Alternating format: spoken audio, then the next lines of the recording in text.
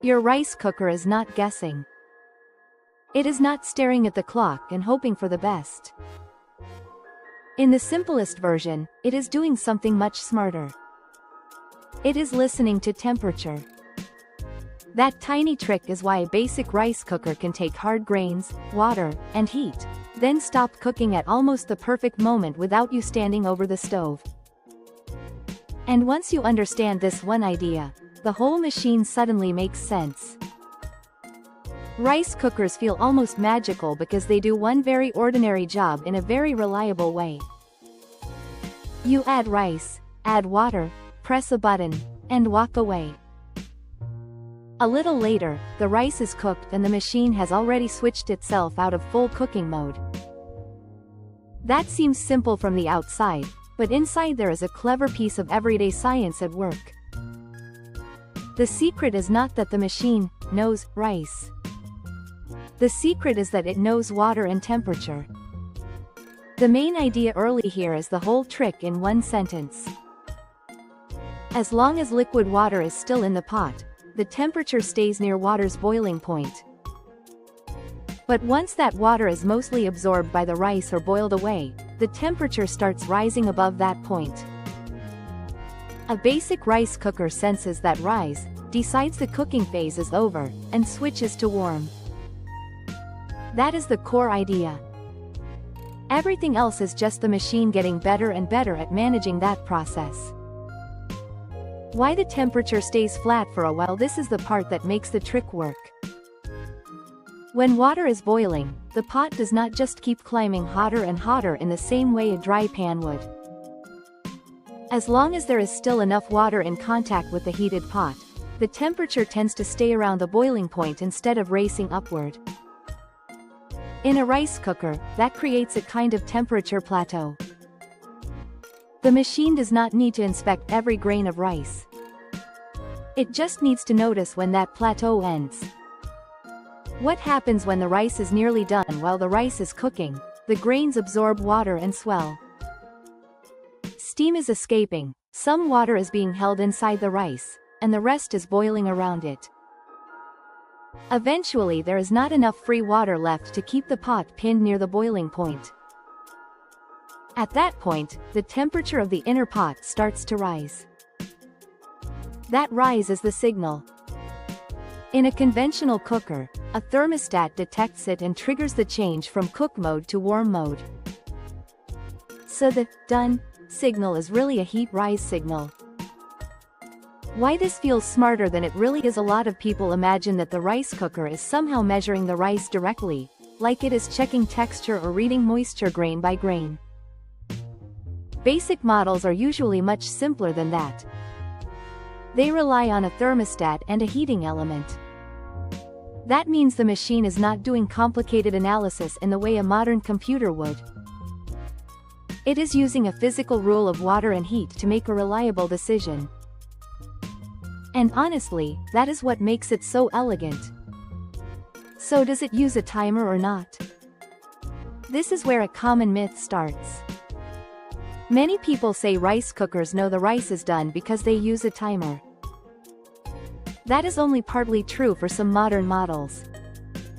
In a basic conventional rice cooker, the main decision is not just a countdown timer. It is the thermostat detecting that the pot temperature has risen above the boiling point stage.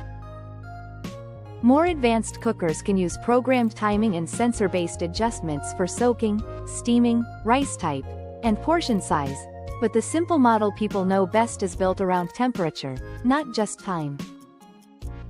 What the keep warm function is really doing once the cooker senses that cooking is done, it does not need the same full power heat anymore. That is why it switches to keep warm mode instead of staying in aggressive cooking mode. The goal is to hold the rice at a serving ready temperature rather than continue boiling off water. That is also why manufacturers warn that keep warm is for maintaining cooked rice, not for endlessly improving it.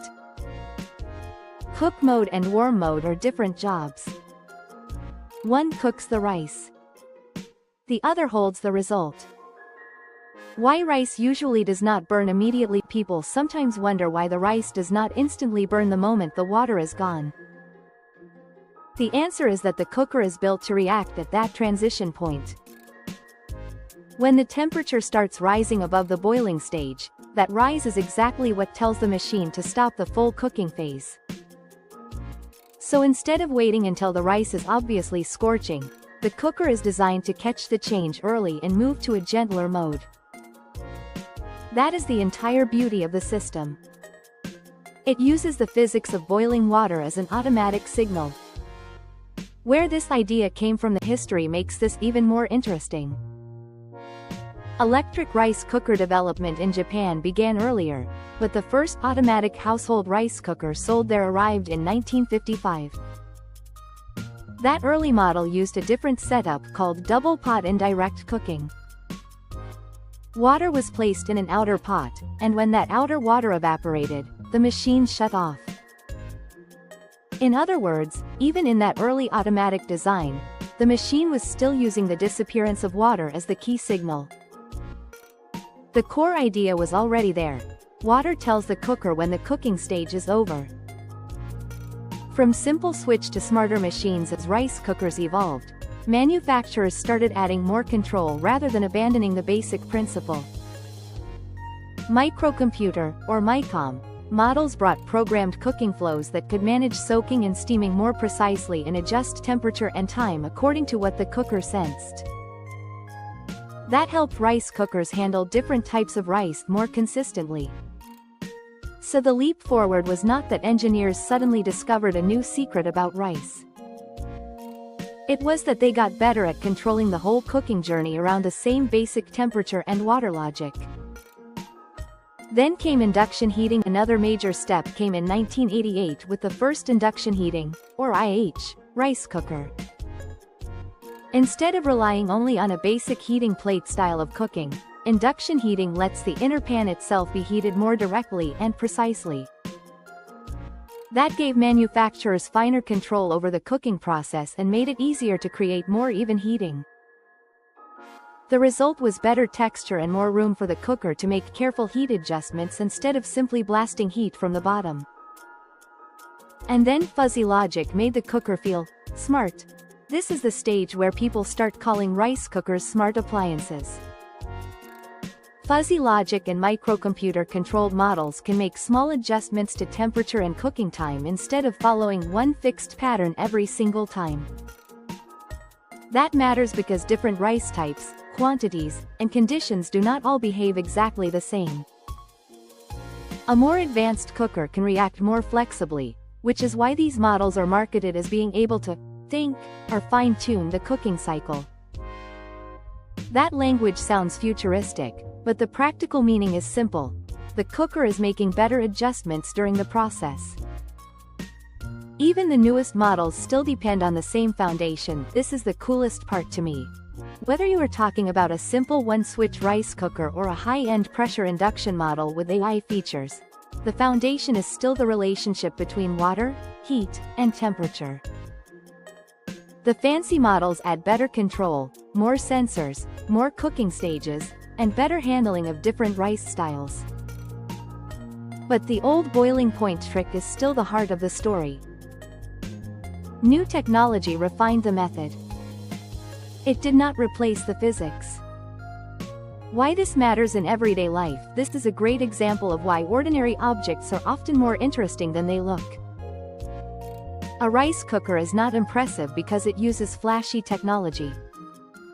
It is impressive because it solves a daily problem with a simple physical rule and then builds smarter features on top of it. That is why these machines spread so widely and became more versatile over time.